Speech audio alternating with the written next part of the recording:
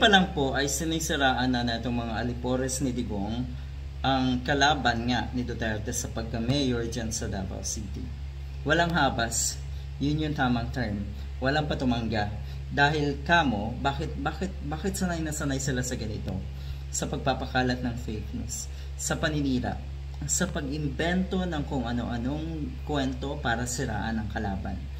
Bakit sanay na sanay ang mga katulad na Mr. Jason sa? Dahil po matagal na niyang trabaho yan. Trabaho na kasi ito eh. Kaya parang wala na sa kanila, hindi na sila nila alintana yung posibleng kahihiyan na mangyayari sa kanila or matatamo nila.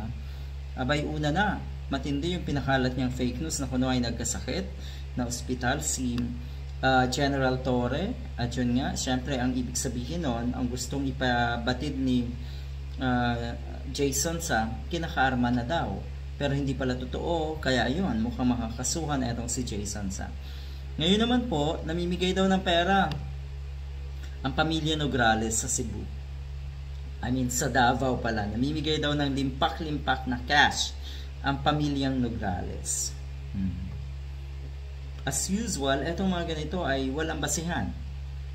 Walang pwedeng ipakitang resibo ang mga katulad ni Mr. Jason sa. Napakadali namang gawin itong nakapost na ito sa timeline itong si Calvo. Napakadaling gawin yan. So ibig sabihin lang, bukod sa pagiging or nagtatanga-tangahan at nagbobobobohan ang mga katulad ng Mr. Jason sa, yun nga, trabaho kasi nila ito. At parte ng trabaho nila ay magbobobobohan, magtanga-tangahan, at maging insensitive. Saan daw galing ang limpak-limpak na cash ng pamilya Nograles? Baka naman totoo ang balibalita daw na nagkamal sila ng maraming grasya mula kay Tambaloslos at Sandro Marcos. Namimigay kasi daw sila ng pera ngayon sa Davao. Ang hula ko dito, ang totoong namimigay yung mga Duterte.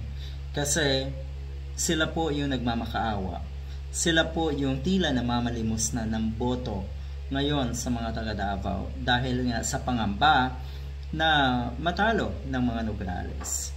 Sila sa tingin ko ang gumagawa nito dahil una pa lang sistema na nila yan. Kung ano yung kanilang mga ginagawang kamalian, kabulastugan, katarantaduhan, kawalang hiyaan, ipapasa sa iba. Walang bago.